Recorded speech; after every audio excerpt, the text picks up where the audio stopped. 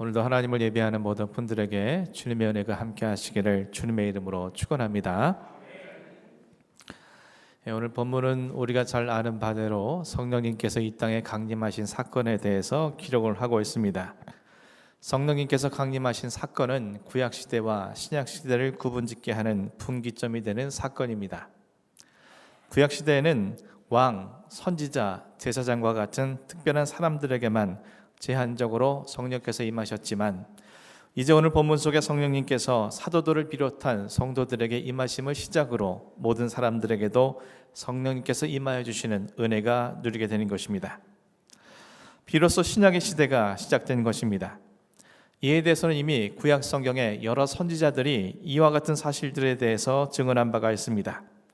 구약 성경의 선지자들은 메시아의 신 예수 그리스도께서 이 땅에 오심으로 모든 사람들에게 대속의 은혜와 구원이 주어지게 될 것이며 동시에 그리스도 이후에 오실 성령님에 대해서도 분명하게 예언하고 있습니다.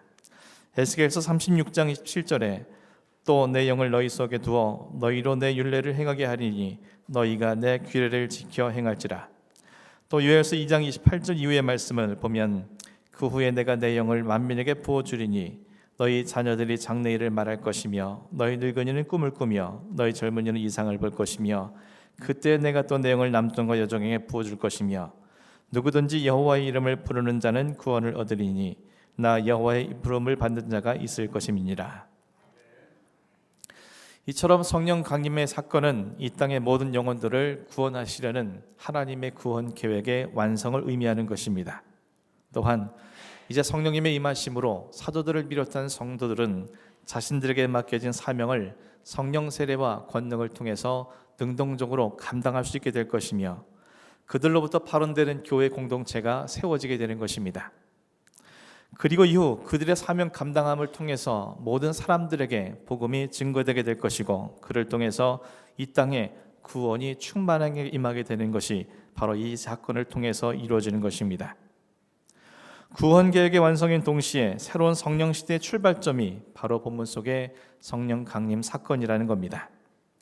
이처럼 하나님의 인류 구원 계획의 가장 중요한 사건인 오순절 성령 강림 사건에 대해서 오늘 본문은 기록을 하고 있습니다. 그런데 오늘 본문은 이 중요한 사건의 시간적 그리고 공간적 배경에 대해서 우리에게 증언을 해주고 있습니다. 2절 말씀을 다시 한번 보겠습니다. 오순절날이 이미 이름에 그들이 다 같이 한 곳에 모였더니. 오늘 본문은 성령 강림 사건이 오순절에 일어났다라는 사실을 분명하게 밝혀주고 있습니다.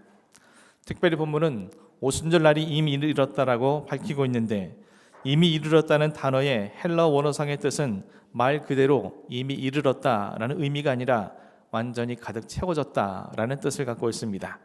마치 정해진 크기의 항아리에 물이 차곡차곡 채워져서 결국 가득 채워지는 것처럼 오순절날이 완전히 가득 채워졌다는 의미인 것입니다.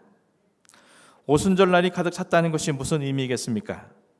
아무 뜻도 없이 단지 시간의 흐름 속에서 그냥 오순절날을 맞이하게 된 것이 아니라 하나님의 치밀하신 계획 속에서 마침내 오순절이 이르렀다는 것을 의미하는 것입니다.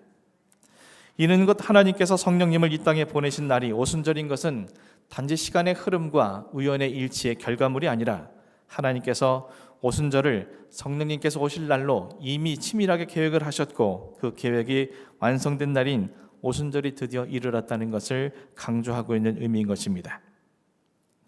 그렇다면 우리는 왜 하나님께서 굳이 성령님께서 이 땅에 임하시는 날을 오순절로 정하셨는지 그 이유에 대해서 깊이 상고해 볼 필요가 있습니다. 오순절이란 말은 본래 제50일이라는 뜻을 갖고 있습니다. 이 날은 6월절이 시작된 이후에 첫 번째 안식일로부터 50일째 되는 날을 지키는 유대인의 3대 절기 중에 하나입니다. 옛날 유대인들은 애굽의 노예 생활에서 해방된 날을 기념하는 6월절을 그들의 종교적 정월 첫 번째 달로 삼았습니다. 노예 생활에서 해방된 것보다 더 중요한 사건이 없다는 의미입니다. 이제는 노예가 아니라 하나님의 신민으로서 새로운 삶을 시작했기 때문에 그들은 이와 같은 것을 기념하기 위해 6월절을 정월로 삼은 겁니다. 그러나 그 중요한 6월절의 축제 분위기는 6월절로 끝나지 않습니다. 6월절의 축제 분위기는 50일 이후에 찾아오는 오순절 날까지 이루어진 것입니다. 오순절은 한 해 처음으로 수확하는 보리 열매를 갖고 이 모든 것을 허락하신 하나님 앞에 감사하는 절기였습니다. 그래서 성경에서는 맥추절이라고 부르기도 하고 초실절 또는 칠칠절이라고 부르기도 하는 것입니다. 그들의 노예 생활에서의 해방을 기념하는 유월절 축제는 자신들의 수고하여 땀을 흘려 얻게 된, 그리고 무엇보다 약속의 땅인 가나안에서 얻게 된 첫 번째 열매를 가지고 하나님 앞에 진실한 마음으로 감사함으로 나아가는 것이기에 이 순간에 그들의 감사와 감격은 극에 달하게 됩니다. 따라서 유월절의 해방에서 끝나는 것이 아니라 그들은 이 모든 것으로부터 자신들을 인도해 내신, 수백 년 전부터 자신들을 향하신 하나님의 거룩한 뜻이 이루어진 감격이 있었기에 이것은 크나큰 축제와 감격이 넘치는 귀한 시간들로 채워진 것임을 성경은 증언해주고 있습니다. 예수님께서 십자가에 달리신 날은 유월절이었습니다.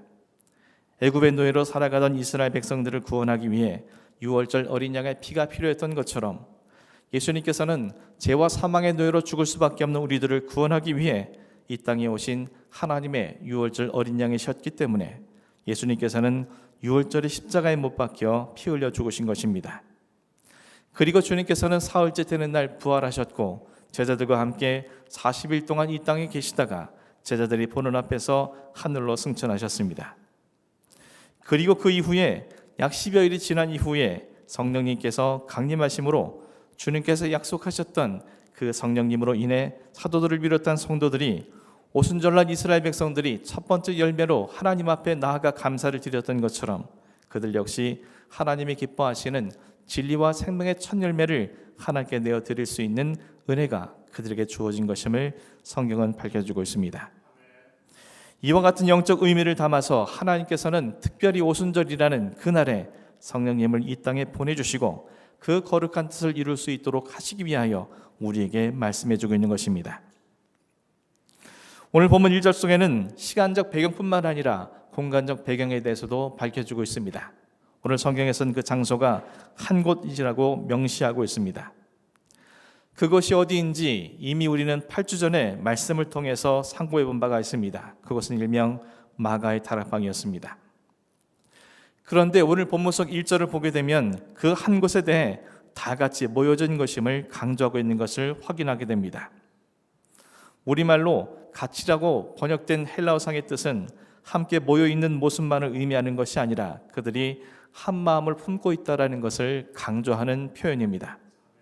따라서 오늘의 본문은 그들이 어느 한 특정 장소에 있었다는 사실을 강조한 것이 아니라 그들이 모두 한 마음이었다는 것을 강조하고 있는 것입니다.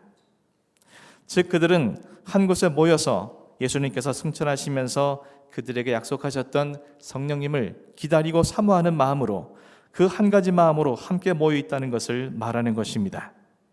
그들은 주님께서 그들에게 주신 약속과 명령을 지키기 위해 예수님께서 약속하신 그 성령을 기다리기 위해 그들은 10여일 동안 한 곳에 모여서 오로지 기도에 자신을 굳게 붙들어 맸던 것입니다. 당시 그들이 머물러 있던 예루살렘에는 세계 각지에 흩어져 있던 사람들이 오순절 축제를 즐기기 위해 운집해 있었습니다. 역사가인 요세푸스에 의하면 200만 명이나 되는 수많은 사람들이 예루살렘에 운집하며 오순절 축제를 즐기고 있었다라고 기록을 하고 있습니다. 하지만 그들은 모든 사람들이 축제와 감사와 감격으로 충만한 그때에, 사람들이 그 축제를 즐기기 위해 먹고 마시는 가운데 있던 그때에 유동치 아니하고 묵묵히 한 곳에 모여 한 마음으로 성령님을 기다리며 기도하고 있었던 것입니다. 예루살렘에 많고 많은 것 중에 화려한 궁궐이나 성전이 아니라 그들이 모여있는 그곳에 성령님께서 임하신 것은 수많은 사람들 가운데 오직 비천한 갈릴리 사람들에게 성령께서 임하신 것은 그들이야말로 성령님께서 임하실 수 있는 준비된 성령의 전이었기 때문임을 말씀을 통해서 유추할 수 있습니다. 사랑하는 성도 여러분, 2000년 전 오순절 날 이 땅에 성령님께서 강림하신 이후에는 성령님께서는 어느 특정한 날에 어떤 특정한 장소에 머무는 것이 아니라 모든 사람들에게 임해 계시는 주로 역사하십니다. 어떤 사람이든 어떤 장소이든 성령님을 모실 준비가 되어 있으면 성령님께서 그들에게 임해 주시는 것입니다. 우리에게는 성령님께서 임해 계시는 것이 참으로 중요합니다. 얼마나 중요한지 예수님께서는 수차례에 걸쳐 그들에게 강조하여 명령하신 바가 있습니다. 우리는 왜 성령님께서 임하시는 것이 그토록 중요한 것입니까? 그래야만 하나님께 드릴 진정한 의미의 오순절 열매를 맺고 또 그 내어드릴 수 있게 될 것이기 때문입니다. 예수님께서는 산 위에서 하나님의 나라의 비밀과 하나님 나라의 백성의 삶에 대해서 오랜 시간 가르치신 이후에 그들에게 이렇게 말씀하심으로 결론 맺으셨습니다. 그들의 열매로 그들을 알지니 가시나무에서 포도를 또는 엉겅퀴에서 무화과를 따겠느냐. 이와 같이 좋은 나무마다 아름다운 열매를 맺고 못된 나무가 나쁜 열매를 맺나니 좋은 나무가 나쁜 열매를 맺을 수 없고 못된 나무가 아름다운 열매를 맺을 수 없느니라. 아름다운 열매를 맺지 아니하는 나무마다 지켜 불에 던져지느니라. 이러므로 그들의 열매로 그들을 알리라. 어떤 열매를 맺느냐가 그 나무가 못된 나무인지 좋은 나무인지를 판가름하는 것이라고 예수님께서는 말씀을 하고 있습니다. 열매를 볼 때 그것이 지켜 불에 던져질 못된 나무인지 아니면 아름다운 열매를 맺는 좋은 나무인지 판가름되어진다고 주님께서 강조하여 말씀하신 것입니다. 이것은 아무리 주님께서 그들에게 하나님의 나라의 비밀을 알려주시고 그들에게 하나님 백성으로서 어떻게 사는 것인지를 가르쳐 주신다 할지라도 그들이 이 말씀을 통해서 아름다운 열매를 맺지 못한다면 그들은 결국 불에 지켜 던져질 수밖에 없는 존재가 된다는 사실을 그들에게 말씀하신 겁니다. 그리고 오직 이 열매는 성령님께서 우리에게 임하실 때 열릴 수 있는 열매, 성령의 열매야말로 우리가 좋은 나무임을 증명해 주는 것임을 말씀을 통해서 생각해 볼 수 있습니다. 그리고 성령님께서 임하실 수 있는 심령의 사람은 사람들이 오순절 축제를 즐기기 위해 먹고 마시느라 마음이 빼앗긴 가운데서도 열흘간 묵묵히 기도의 자리를 지키고 있던 오직 주님의 약속과 명령을 기억하면서 한 마음으로 준비된 사람들이었음을 주님께서는 우리에게 말씀해 주고 있습니다.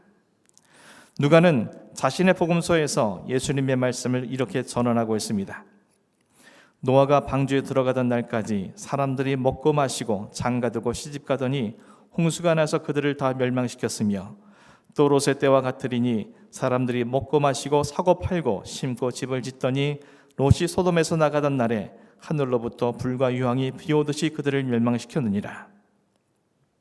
사람들이 먹고 마시고 장가들고 시집가고 사고 팔고 심고 집을 짓느라 정신이 팔리는 사이에 그들은 멸망의 대상이 되고 말았습니다. 창세기 6장에서 그 이유를 그들에게서 하나님의 영이 떠나갔기 때문이라고 말씀해주고 있습니다. 세상살이와 세상의 즐거움에 마음을 빼앗긴 그들에게 성령님께서 임해 계실 수가 없었기 때문입니다. 성령님이 계시지 않는다면 우린 세상살이만 하다가 결국 멸망의 대상이 될 뿐이라는 것을 주님께서는 그들에게 경고하신 것입니다. 사랑하는 성도 여러분, 지난 한 주간 여러분들은 세상 속에서 세상살이를 하느라 참으로 치열한 삶을 살아오셨을 겁니다. 먹고 사는 문제로 내가 해결해야 할 수많은 문제들을 처리하느라, 그리고 매 순간 닥쳐오는 세상 일들을 치러내느라 몸과 마음이 참으로 곤고한 가운데 주님의 전으로 찾아오셨을 겁니다. 하지만 그 모든 수고가 우리에게 주는 영적 유익이 무엇입니까? 여러분들이 그렇게 곤고하게 살아온 세상살이가 여러분에게 어떤 유익을 준다고 믿고 계십니까? 하나님께서는 안식일에 아무 일도 하지 말라고 명령하셨습니다. 오직 하나님 당신께 우리의 시선을 집중할 수 있도록, 또 지난 우리 자신의 삶에 대해 겸허히 되돌아볼 수 있도록, 그리고 이 시간에도 우리에게 역사하신 성령님의 음성을 들음으로 주님이 주신 안식과 위로와 힘을 얻을 수 있도록, 그리고 앞으로 주어질 삶을 오직 진리 위에 바르게 세워나갈 수 있도록 주님께 집중하라고 말씀하고 있는 겁니다. 주님 앞에 서 있는 이 시간, 우리는 우리 자신을 곰곰이 되돌아볼 필요가 있습니다. 지난 한 주간의 삶에는 많은 일들이 시작되었고 많은 일들을 치러냈으며 그로 인해 많은 결실들이 있었을 겁니다.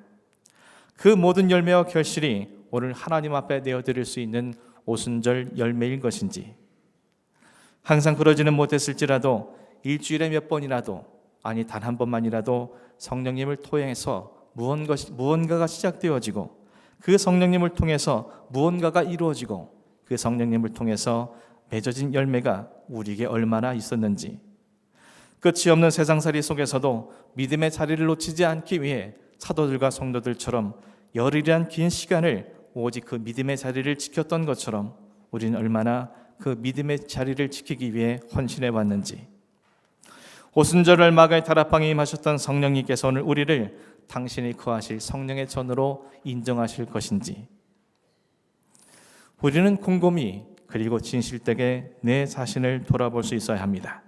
그래야만 우리는 주님이 원하시는, 주님이 임재하실 수 있는, 주님이 보내주신 성령의 충만한 삶을 우리에게 이룰 수 있기 때문입니다.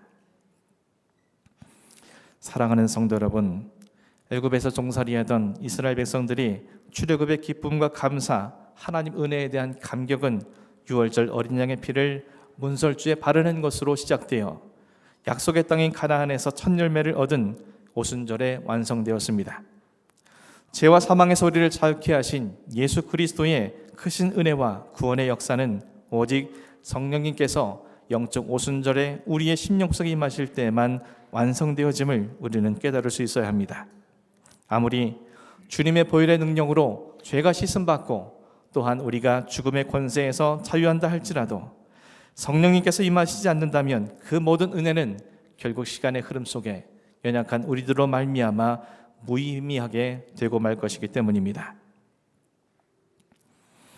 사랑하는 성도 여러분, 여러분 모두가 하나님이 기뻐하시는 아름다운 오순절 영적 열매를 맺을 수 있도록 여러분의 모든 삶의 자리에 진리와 생명과 성령의 열매가 풍성하게 맺혀질 수 있도록 하나님 앞에 우리의 모든 삶을 내어드릴 수 있는 진정한 그리스도인으로 살아갈 수 있기를 간절히 축원합니다. 이를 위해서 세상 사람들이 세상의 즐거움에 마음을 빼앗기고 살아가는 이때에, 그 어느 때보다도 자신의 삶에 집중하고 있는 이때에 하나님 없는 자들처럼 살아가는 그들의 가운데 살아가는 우리의 모습들이 오직 성령께서 임하실 수 있는 영적인 시간적 공간적 공간이 될 수 있도록, 주님이 원하시는 성령의 전이 될 수 있도록 저런 모두가 다짐과 결단을 통해 우리의 삶을 하나님께 의탁할 수 있는 복된 삶이 되기를 주님의 이름으로 간절히 축원합니다. 기도하겠습니다.